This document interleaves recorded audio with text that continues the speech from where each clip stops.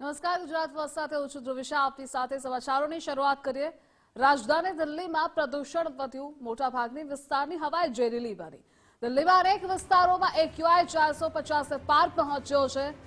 લોકોને માસ્ક વિના ન ફરવા ચેતવણી અપાઈ છે, તો લોકોને શ્વાસ લેવામાં પણ મુશ્કેલી પડી રહી છે. આકાશમાં ધુમાડો સ્પષ્ટ નજરે ચડી રહ્યો છે. હવામાં પ્રદૂષણ વધતા સ્થાનિકોને ભારે હાલાકી થઈ રહી છે. અનેક લોકોને શ્વાસની બીમારી શરૂ થઈ હોવાનો દાવો પણ છે.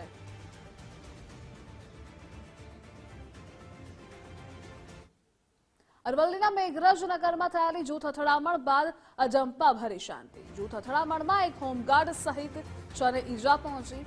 અથડામણમાં એક કારને નુકસાન પહોંચ્યું. અથડામણના પગલે પોલીસનો ચુસ્ત બંદોબસ્ત પણ ખડકી દેવામાં આવ્યો છે. જૂથ અથડામણનું કારણ હજુ પણ અકબંધ છે. આ સમગ્ર મામલે પોલીસે આગળની તપાસ હાથ ધરી છે. મેઘરજ ખાતે બે જૂથ વચ્ચે સામાન્ય બોલાચાલી થઈ હતી અને એમાં છૂટાછવાયા થોડા પથ્થરમારો થયો હતો. પોલીસને જાણ થતાં તાત્કાલિક પોલીસ ઘટના સ્થળે પહોંચી હતી અને જે પરિસ્થિતિ હતી એને કાબૂમાં લેવામાં આવી છે. સંવાદદાતા વિપુલ જોડાયેલા છે. વિપુલ, જૂથ અથડામણની આ ઘટના બની હતી, હાલ સ્થિતિ શું, માહોલ કેવો છે? જી બિલકુલ ધ્રુવિશા, મેઘનગરમાં મોહનગરે એક જૂથ અથડામણ થઈ હતી. બે જૂથો વચ્ચે જે ગામમાં જે ધાર્મિક સ્થાન આવેલું છે તે સ્થાન આસપાસ જૂથ અથડામણ થઈ હતી અને ત્યારબાદ પથ્થરમારો થયો હતો, જેમાં જૂથ એક હોમગાર્ડ સહિત 6 લોકોને ઈજાઓ પહોંચી હતી. ટોળાએ જે ટોળું હતું તે ટોળાએ કારના કાચ પણ તોડી નાખ્યા હતા. હાલ ગામમાં અજંપા ભરી શાંતિ જોવા મળી છે. પોલીસે રાત્રે જ ત્યાં પહોંચી એએસપી સહિતનો જે કાફલો હતો તે પોલીસ કાફલો ખડકી દેવાયો છે. હાલ પણ ગામમાં ચુસ્ત પોલીસ બંદોબસ્ત વચ્ચે અજંપા ભરી શાંતિ જોવા મળી રહી છે. ધ્રુવિશા.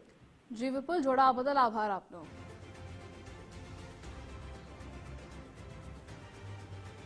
સાબરકાંઠાના વડાલીખેડ બ્રહ્મા હાઈવે પર ગમકવાર અકસ્માત સર્જાયો.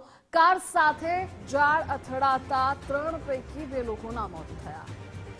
ઇજાગ્રસ્તને 108 મારફતે હોસ્પિટલ ખસેડવામાં આવ્યો. રાત્રિના સમયે વડાલી રેલવે ફાટક નજીક આ અકસ્માત નડ્યો. અનાજ મુદ્દે સંવાદદાતા યશ જોડાયેલા છે. યશ, આ અકસ્માતને લઈ અપડેટ શું?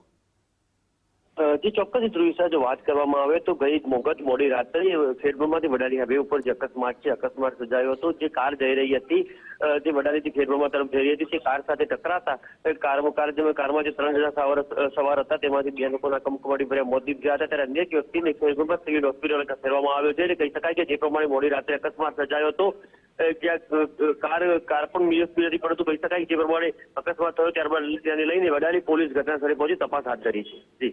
જી યશ, જોડાવા બદલ આભાર આપનો.